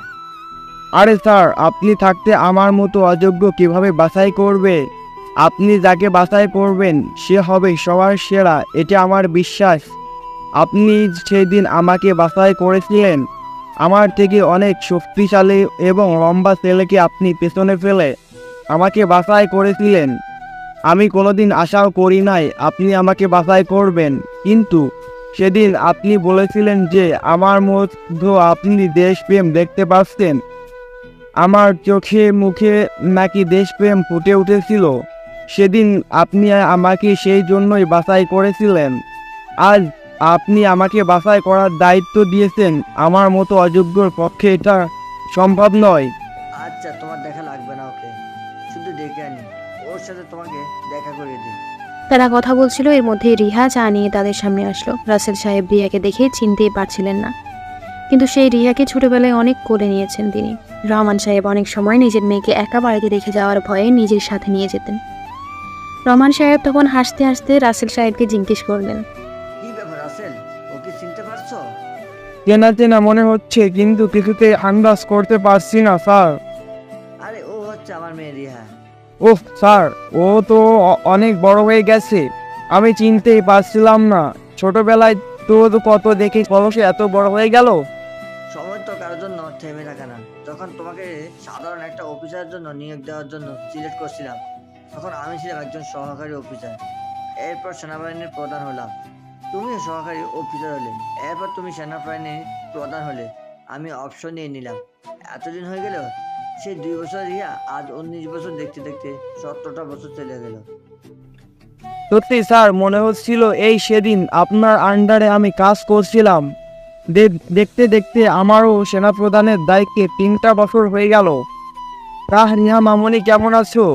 আঙ্কেল, খুব ভালো আছি। তখন রহমান সাহেব রিহাকে বললেন। রিয়া, তুমি ওপরে যাও, গিয়ে শুভকে ডেকে নিয়ে আসো। রিহা তখন শুভকে ডাকতে উপরে চলে গেল। শুভ তখন কৌতূহলী হয়ে শুধু রুমে পায়চারি করছিল। রিহা এসে বলল, এই যে আপনাকে আব্বু ডাকছে, আব্বুর বন্ধু এসেছে আপনার সাথে দেখা করতে। কথাটা শুনে শুভর বুকটা শুকিয়ে গেল। শুভ তখন বুকে অনেকটা সাহস জুগিয়ে নিচে আসলো। শুভকে দেখে রহমান সাহেব রাসেল সাহেবকে বললেন, রাসেল, এ হচ্ছে শুভ, আমার ছেলের মতো। ওকে তুমি তোমার সাথে নিয়োগের ব্যবস্থা করো। আমি কথা দিচ্ছি, এই ছেলে একদিন তোমার জায়গা দখল করবে।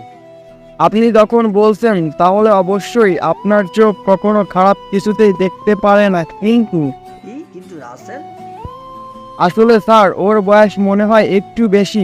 মাস্টার্স কমপ্লিট করে সেনাবাহিনীতে নিয়োগ পাওয়া একটু কষ্টকর।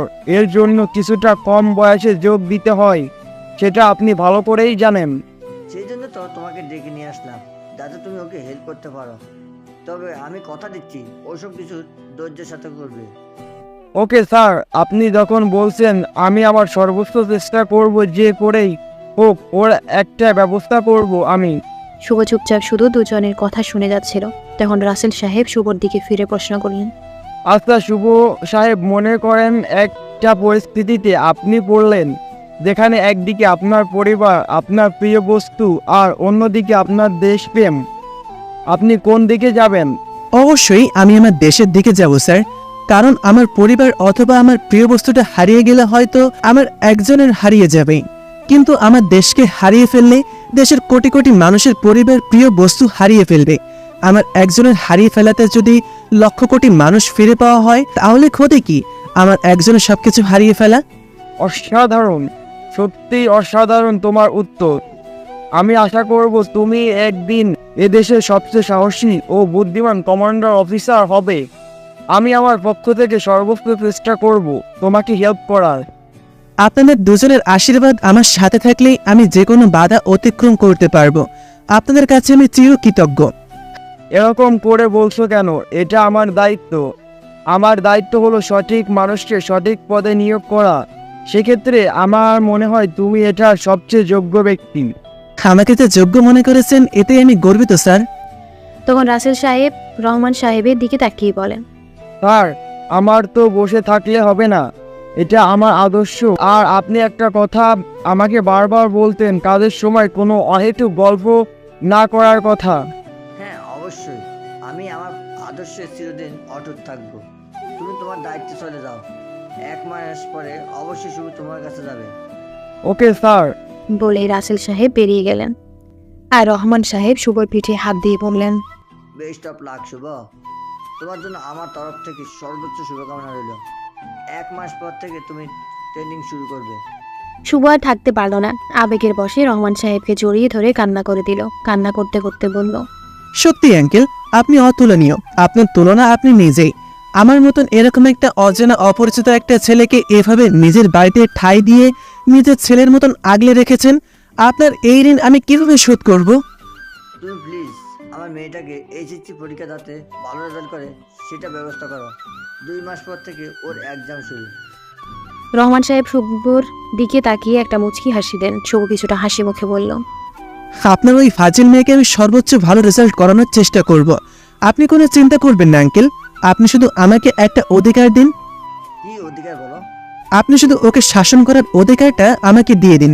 দেখবেন আমি ওকে ভয় দেখিয়ে সবসময় পড়ালেখায় মনোযোগী করে তুলব। এটা আবার বলতে হয় নাকি? তুমি ওর শিক্ষক, ওকে শাসন করার সম্পূর্ণ অধিকার তোমার কাছে আছে। ওকে আঙ্কেল, আপনি আর কোনো চিন্তা করবেন না। এইচএসসিতে ও A+ পাবে নিশ্চিত। এরপর শুভ চলে যায় নিজের রুমে।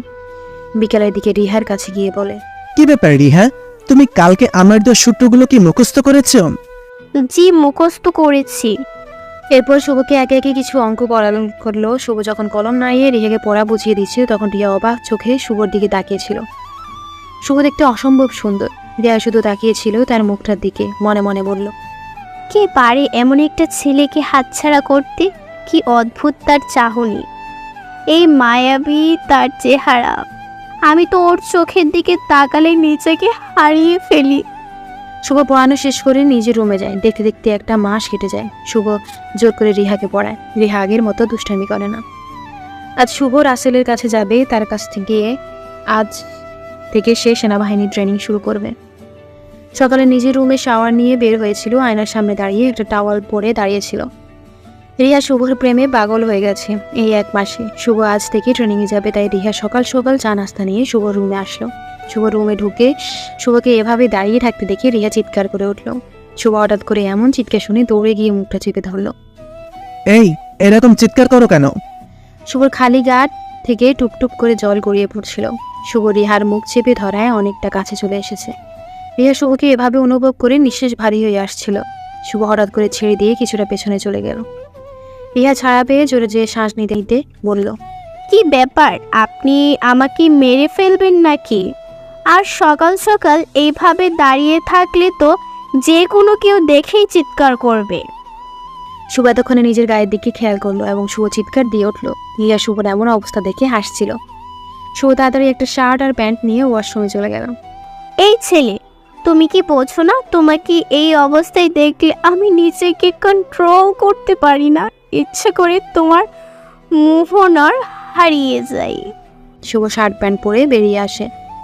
বেরিয়ে এসে নাস্তা করে বেরিয়ে পড়ে রাসেল সাহেবের সাথে দেখা করার জন্য। সেখানে পৌঁছে কিছুটা ভয় পেয়ে যায়। শুভ শত শত ছেলে মেয়ে সবাই নিজের জীবন উৎসর্গ করতে চায় নিজের দেশের জন্য। সবার মধ্যে কি শুভ নিজেকে প্রমাণ করতে পারবে? শুভ রাসেল সাহেবের অফিসের ভেতরে গেল। রাসেল সাহেব শুভকে দেখে হাসি মুখে অভিবাদন জানালেন। এগিয়ে এসে শুভকে বললেন, কি ব্যাপার শুভ, কেমন আছো? জি স্যার, অনেক ভালো। আপনি? আমি ভালো আছি। এরপর রাসেল সাহেব শুভকে নিয়ে গেলেন একটা জায়গায়। অনেক অফিসার সেখানে উপস্থিত। শুভকে অনেক পরীক্ষা নিরীক্ষা করা হলো। শুভ সব রিচুয়াল খুব মনোযোগ দিয়ে করছিল। এরপর তাকে বসিয়ে রাখা হয় একটা জায়গায় প্রায় 3 ঘন্টা। বিকেল হয়ে গেছে, তখন রাসেল সাহেব এসে বললেন, শুভ, তোমার জন্য একটা সুখবর আছে। কি সুখবর স্যার? তুমি সিলেক্ট হয়ে গেছো, আগামীকাল থেকে ট্রেনিং শুরু। শুভ তখন খুশিতে নির্বাক হয়ে গিয়েছিল। রাসেল সাহেবকে বিদায় জানিয়ে বাসায় আসে। রিহা তখন টেনশনে মরে যাচ্ছিল। শুভকে আসতে দেখে দৌড়ে কাছে গিয়ে জিজ্ঞেস করলো, আপনাকে কি সিলেক্ট করা হয়েছে? আঙ্কেল কি বলল? তোমাদের দোয়ায় আমি সিলেক্টেড হয়েছি। কাল থেকে ট্রেনিং শুরু। মূলত আঙ্কেল বলে দেওয়াতে রাসেল সাহেব একটু তাড়াতাড়ি আমার সবকিছু করেছিলেন। আচ্ছা, বুঝতে পারছি, এখন খেতে আসেন তাড়াতাড়ি। শুভ খাওয়া দাওয়া করে রুমে গিয়ে বিশ্রাম নিল। সন্ধ্যার পর শুভ রিহার রুমে গেল। রিহা তখন বই নিয়ে নাড়াচাড়া করছিল। শুভকে দেখে অবাক হয়ে বলল, আরে, আপনি আজকেও পড়াতে চলে এসেছেন? আচ্ছা, আপনার কি বিশ্রামের প্রয়োজন নেই? কাল থেকে আপনার এত বড় একটা কাজ শুরু হচ্ছে আর আপনি আজকে আমাকে পড়াতে চলে এসেছেন? আমাকে না জ্বালালে কি আপনার শান্তি হয় না? কথাগুলো একদমই ভুলে যাচ্ছিল রিহা। আর শুভ রিহার মুখের দিকে তাকিয়েছিল। অসভ্য সুন্দর মেয়েটা তার সাথে দুষ্টুমি করা আর নানা রকম আজব কাজ করবার শুভকে আরও মুগ্ধ করে। শুভ হয়তো নিজের অজান্তেই তাকে পছন্দ করে ফেলেছে। রিয়া অবশ্য মনে মনে চাইছিল শুভ যাতে তাকে পড়াতে আসে। শুভকে এক মুহূর্ত না দেখলে এখন তার ভালো লাগে না। এত সব কিছু বাদ দাও। আর 10 দিন পরে তোমার পরীক্ষা। যদি এইচএসসিতে ভালো রেজাল্ট না করো তাহলে ভালো ভার্সিটিতে চান্স পাবে না। আমি পড়াশোনাই করব না, রেজাল্ট ভালো হোক বা খারাপ। কেন? পড়াশোনা না করে কি করবে? পড়াশোনা না করলে তোমাকে তো বিয়ে দিয়ে দেবে আঙ্কেল। ক্ষতি কি? তাহলে তো বিয়ে করেই নিব। হোমা, তাই নাকি? তাহলে তো ভালোই। মনে হয় পড়াশোনার ফাঁকে ফাঁকে লাইন মারাটাও শিখে ফেলেছো। এখন কি পছন্দের মানুষকে বিয়ে করবা? রিহা মুচকি হেসে মনে মনে ভাবল, পড়াশোনার ফাঁকে ফাঁকে লাইন মারাটা তো আপনিই শেখালেন। আপনাকে না দেখলে আমার যে এখন আর এক মুহূর্ত ভালো লাগে না। প্রতিটা মুহূর্তে আপনাকে আমি চোখের সামনে দেখতে চাই। শুভ তখন রিহার সামনে হাত নেড়ে বলল, আরে, এত তাড়াতাড়ি স্বপ্নে গেলে চলবে না। আগে পড়াশোনা শেষ করো, তারপর না হয় পছন্দের মানুষকে বিয়ে করবে। আগে তো পরীক্ষাটা দাও মনোযোগ দিয়ে। রিয়া তখন বিরক্ত হয়ে বইটা বের করলো। বই বের করে শুভর হাতে দিল। শুভ বই হাতে নিয়ে অঙ্ক করাচ্ছিল।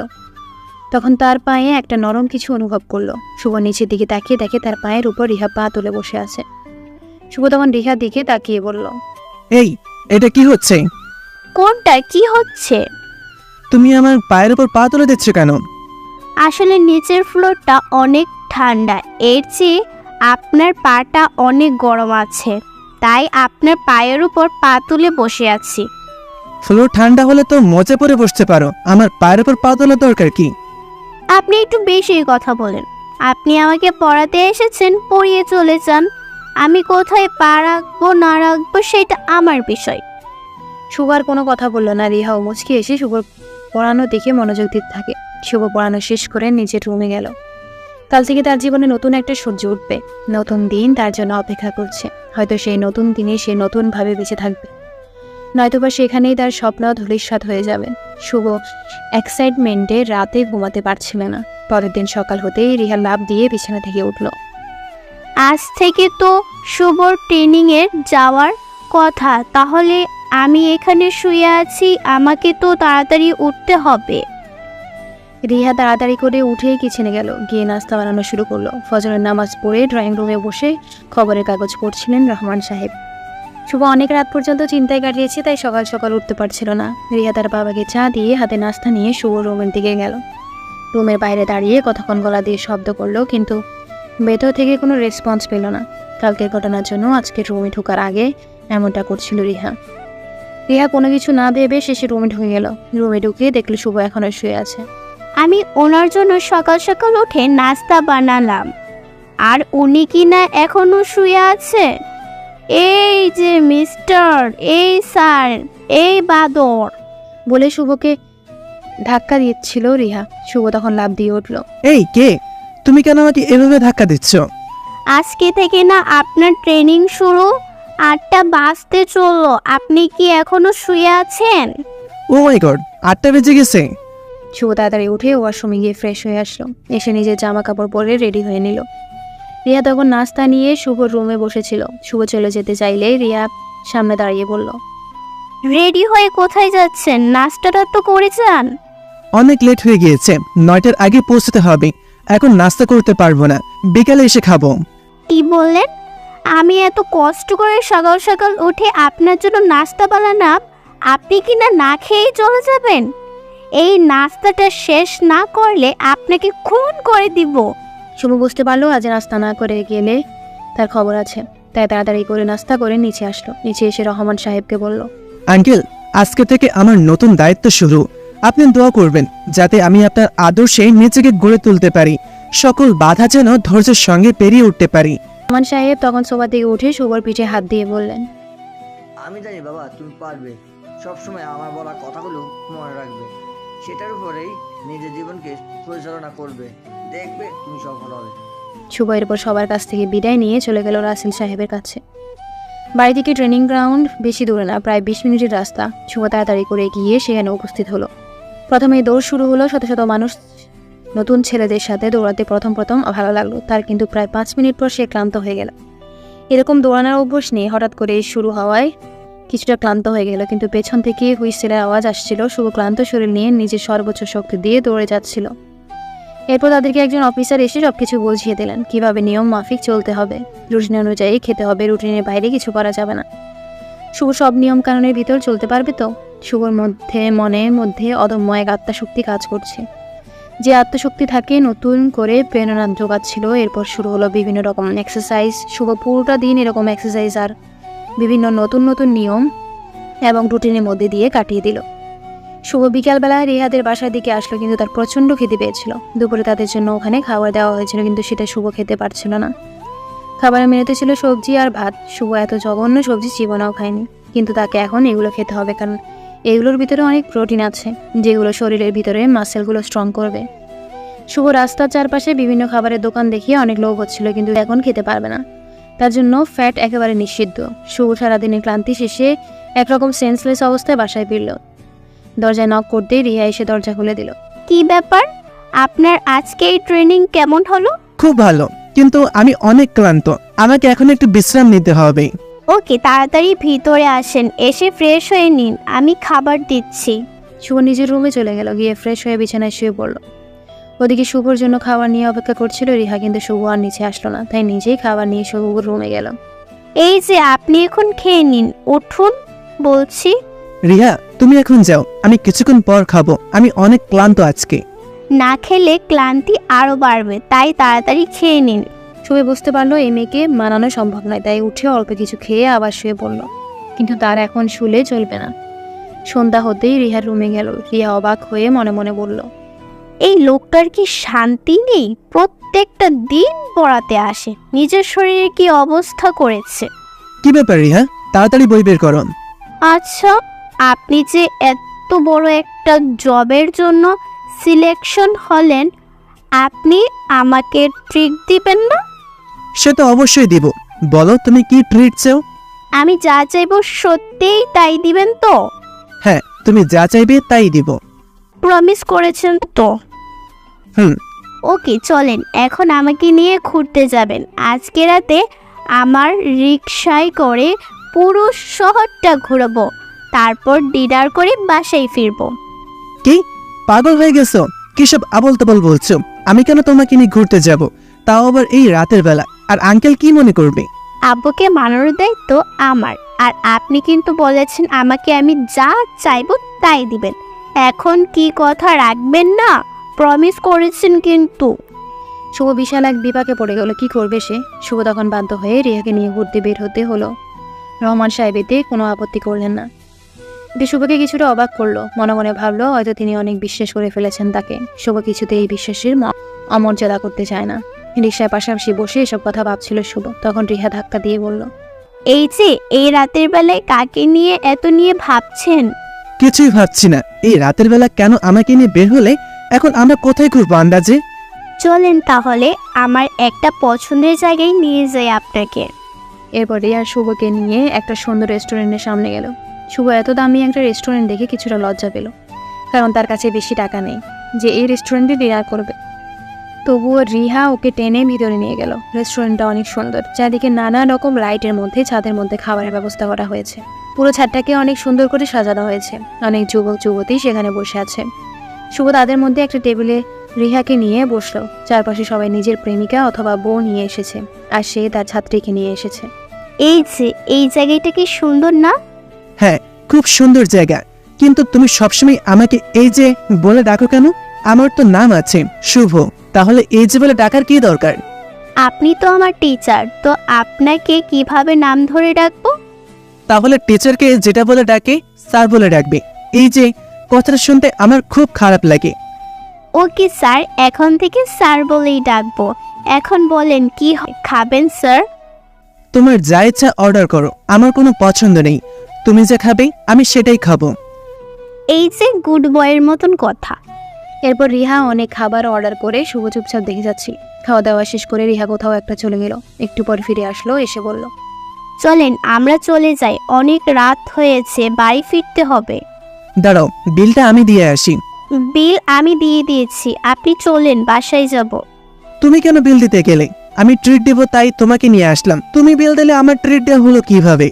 আপনি একটু বেশি কথা বলেন। আপনি আমাকে ট্রিক দিয়েছেন কোনটা জানেন? আপনি সেই আজকের দিনটা আমাকে পড়া থেকে মুক্তি দিয়েছেন। এইটাই আমার জন্য অনেক বড় ট্রিক। এখন তাড়াতাড়ি চলেন, বাসায় যাব। শুভ আর কিছু না বলে রিহার সাথে বাসায় চলে আসে। পরের দিন থেকে রিহাও কিছুটা মনোযোগী হয়ে গেল পড়ার দিকে, কারণ আর এক সপ্তাহ হতে আছে। এরপর 2-1 দিন এমনিতেই চলে যাবে। এসএসসি এক্সামটা দিতে হবে, দিয়ে তার মনের আশাটা পূরণ করবে। ওদিকে শুভ নিজে ট্রেনিংয়ে ব্যস্ত হয়ে গেল। দেখতে দেখতে 3টা মাস কেটে গেল। শুভ 2 মাস ওর বাসায় নেই, ট্রেনিংয়ের জন্য দূরে কোথাও গিয়েছে। রিয়া পরীক্ষা শেষ করে প্রতিদিন রাতে শুভর জন্য অপেক্ষা করে। না জানি কোন দিন হঠাৎ করে শুভ আছে তার কাছে। প্রতিদিন শুভর জন্য কান্না করে। ওদিকে শুভ দূরে একটা শহরে অনেক কষ্টে দিন কাটাচ্ছিল। ট্রেনিংয়ে অনেক ভয়ঙ্কর পরিস্থিতির মুখোমুখি হতে হয়। তাকে প্রতিটা মুহূর্ত তার কাছে অনেক কষ্টকর মনে হয়। এই কয়েকদিনে সে বুঝতে পেরেছে সে রিহার প্রতি কতটা আসক্ত হয়ে পড়েছে। প্রতিটা মুহূর্তে রিহার কথা মনে হয় কোনোদিন তার এই ট্রেনিং শেষ হবে জানা নেই। কোনোদিন সেই রিহার কাছে ফিরে যাবে, গিয়ে নিজের মনের কথাটা বলবে, এই অপেক্ষার প্রহর গলছিল। ওদিকে রিহার এক্সামের রেজাল্ট দিবে 1 সপ্তাহ পর। রিহা এক্সামের রেজাল্টের কথা চিন্তা না করে চুপচাপ শুধু মনমরা হয়ে ঘুরে বেড়াচ্ছিল। তখন রহমান সাহেব এটা খেয়াল করলেন। অনেকদিন থেকে রিহা দুষ্টুমি করা বাদ দিয়ে দিয়েছে। নিজের মেয়ের এমন শান্তশিষ্ট স্বভাব তার কাছে কেমন জানি লাগছিল।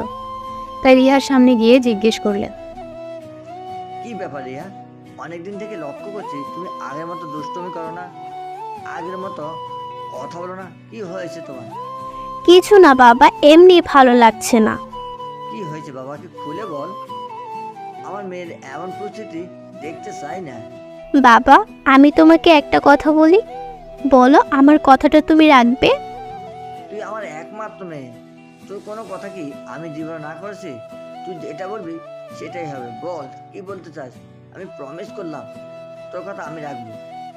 বাবা, আমি শুভকে ভালোবেসে ফেলেছি। ওকে তুমি এইসব কাজ থেকে ফিরিয়ে এনে আমার কাছে এনে দাও প্লিজ। রহমান সাহেব তখন কিছুটা মুচকি হেসে বললেন, সেটা আমি অনেক আগেই বুঝতে পেরেছি, কিন্তু ও এখন নিজের ক্যারিয়ার গঠনে ব্যস্ত। আর তোমার বয়স কম, তুমি পড়াশোনায় মনোযোগী হও। শুভ একটা ভালো পজিশনে গেলে তোমার সাথে ওর বিয়ে দিয়ে দেবো। Thank you so much. You are the বাবা best father in the world. হয়েছে, এখন খুশি হয়েছে তো? এখন আর এরকম মনমরা হয়ে থাকবে না। তোমাকে দুষ্টু মিষ্টি আর পাল্টামেতে বেশি বানায়। কিন্তু বাবা, ও কি আর আসবে না? আমি প্রতিদিন ওর জন্য অপেক্ষা করি, কিন্তু ও আসে না। তুমি কোনো চিন্তা করো না, ও 10-12 দিনের মধ্যে চলে আসবে। আমি যতদূর জানি 4 মাসের মধ্যে ট্রেনিং শেষ হয়ে যায়। ও যদি ট্রেনিংয়ে সিলেক্ট হয় তাহলে সরাসরি কমান্ডো অফিসার হিসেবে জয়েন করবে। আমার বিশ্বাস ও অনেক পরিশ্রমী, ও সিলেক্টেড হবে। ওদিকে একদিন রাতের বেলা শুয়ে পায়ে হাত দিয়ে কান্না করছিল শুভ। সারাদিন দৌড়াদৌড়ি আর পায়ে বোট পড়ে থাকতে থাকতে পাটা ফুলে গেছে, পায়ে প্রচণ্ড ব্যথা করছে। তার তাঁবুর ভিতরে আশেপাশে ছোট্ট ছোট্ট 18-20 বছরের ছেলেগুলোর অবস্থা আরও বেহাল, কিন্তু তাদের মধ্যে এক দীপ্ত আকাঙ্ক্ষা বসবাস করছে, যেটা তারা যে কোনো মূল্যে পূরণ করবে।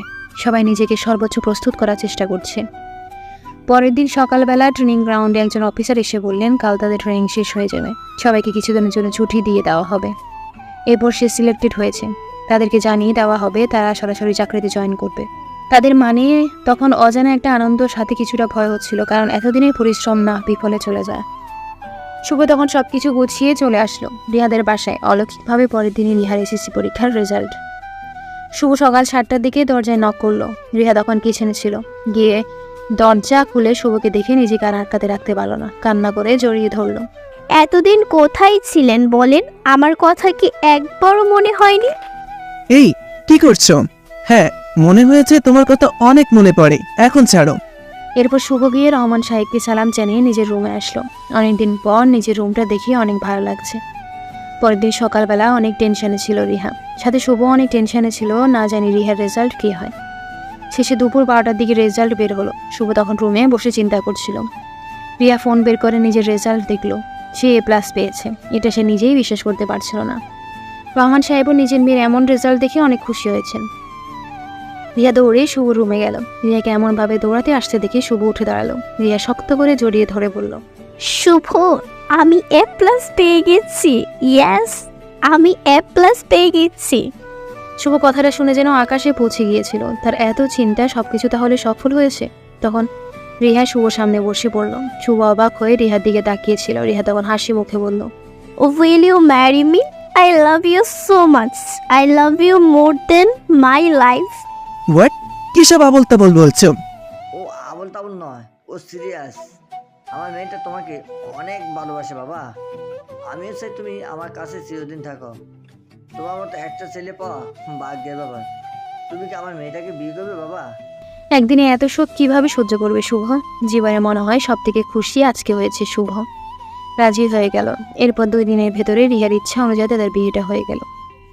1 সপ্তাহ পর হঠাৎ করে রহমান সাহেবের কাছে কল আসলো। রহমান সাহেব কল ধরলেন। হ্যালো স্যার, আমি রাসেল বলছিলাম। হ্যাঁ রাসেল বলো। স্যার, শুভকে জানিয়ে দিবেন আগামীকাল থেকেই জয়েন করতে হবে, কারণ ও সিলেক্ট হয়েছে। ওকে আমার এখন অফিসার হিসাবে নিয়োগ দেওয়া হয়েছে। তুমি সত্যি বলছো রাসেল? জি স্যার। এরপর রহমান সাহেব ফোনটা রেখে যখন রিয়ার শুভকে খবরটা জানালেন, দুজনে আনন্দে আত্মহারা হয়ে গিয়েছিল। পুরো বাড়িতে যেন উৎসবের আমেজ চলে এসেছিল। শুভ তখন রহমান সাহেবের সামনে এসে বলল, আব্বু, আপনি না কাটলে এটা কোনোদিনও সম্ভব হতো না। আপনার কাছে আমি চিরকৃতজ্ঞ। আমি কি বলছো? বাবার কাছে কি ছেলে কোনোদিন ঋণী হয়ে থাকতে পারে? তুমি আমার কাছে ছেলে, কাল থেকে তুমি তোমার নতুন দায়িত্ব গ্রহণ করো। শুভ তখন নিজের রুমে এলো। রিহাও আজ অনেক খুশি। পরের দিন সকাল থেকে শুভ ডিউটিতে চলে গেল। সারাদিন ডিউটি করে রাতে বাসায় ফিরে রিহার দুষ্টু মিষ্টি সংসার ভালোই দিন কাটছিল তাদের। দেখতে দেখতে 3টা বছর কেটে গেল। শুভ এখন আর সাধারণ কোনো অফিসার নয়, সে এখন একজন সেনাপ্রধান। সে কমান্ডো অফিসার হিসেবে পুরো দেশে নাম করে ফেলেছে। তার দুঃসাহসিক সব অভিযান আর বড় বড় সন্ত্রাসীদের এক নিমেষে ধরে ফেলার খবর প্রতিদিনই নিউজ পেপারে হেডলাইন থাকে। শুভ নিজের জন্য নতুন একটা BMW গাড়ি কিনেছে। সেই গাড়ি করে চলাফেরা করে, সে নিজের দিকে যায়, সবাই তাকিয়ে থাকে তার গাড়িটার দিকে। শুভ আজ গাড়িটা নিয়ে এক বিশেষ জায়গায় যাচ্ছে। সেটা আর কোথাও নয়, তার বাবার বাসায়। প্রায় 4 বছর পর নিজের বাসায় যাচ্ছে সে। জানে না তার পরিবার এখন কেমন আছে, তারা কি তার কথা মনে রেখেছে। শুভ নিজের বাসায় গিয়ে পৌঁছাতে দেখলো তার মা বাগানে ঘাস পরিষ্কার করছেন। আগের মতো তার এখন আর শরীরে শক্তি নেই, বৃদ্ধ অবস্থায় কুঁজো হয়ে ঘাস পরিষ্কার করছিলেন। তখন শুভ তার মায়ের কাছে আসে। শুভ তার মায়ের সামনে গিয়ে বলল, মা, তুমি কেমন আছো? আমি ভালো নেই বাবা, তোমাকে দেওয়ার কষ্টগুলো এখন আমি প্রতি মুহূর্তে টের পাচ্ছি।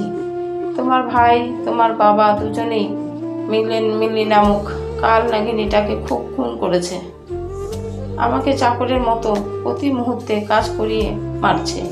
এই বাড়িটা তোমার বাবার কাছে থেকে কৌশলে হাতিয়ে নিয়ে এখন এই বাড়ির মালিক হসে। শুভ নিজের বাবা ভাইয়ের খুনের খবর শুনে কান্নায় ভেঙে পড়েছে। শুভ্র তখন বাড়ি থেকে ভেতরে গেল, সব কিছু একে একে লাথি মেরে ফেলছিল। এটা দেখে মিলি এগিয়ে আসলো। শুভ্র আজ একা আসেনি, সাথে রিহাও এসেছে। রিহা তার শাশুড়িকে ধরে গাড়িতে নিয়ে বসালো। মিলি শুভকে এই অবস্থায় দেখে তাচ্ছিল্য সুরে জিজ্ঞাসা করলো, কিরে অকর্মা, তুই এখানে কি করিস? শুভ তখন রেগে গিয়ে মিলিকে একটা থাপ্পড় বসিয়ে দিল। মিলি তখন জানতো না শুভর ব্যাপারে। সে এগিয়ে এসে শুভকে মারতে গেলে শুভর বডিগার্ডরা দরজার বাইরে থেকে এসে তাকে অ্যারেস্ট করে নিয়ে যায়। মিলির সামনে দাঁড়িয়ে কঠিন গলায় শুভ বলল, কারো অবস্থা নিয়ে তাচ্ছিল্য করবে না কোনোদিন, হয়তো সেই অবস্থায় একদিন তোমাকে পড়তে হবে। এরপর মিলিকে জেলে নিয়ে যাওয়া হলো। সেখানে রিমান্ডে সবকিছু সে স্বীকার করেছে। আর শুভ তার মাকে নিয়ে রিহাদের বাসায় যায়। সেখানে তাকে নিয়ে সুখে শান্তিতে আগামী দিনগুলো কাটাবে। জীবনে আমরা পরিশ্রম করলে কোনো কিছুই আমাদের অসাধ্য নয়, তাই সঠিকভাবে পরিশ্রম করুন, একদিন সফল হবেন নিশ্চিত। ভিডিওটি ভালো লাগলে অবশ্যই লাইক, কমেন্ট অ্যান্ড সাবস্ক্রাইব করে পাশে থাকবেন।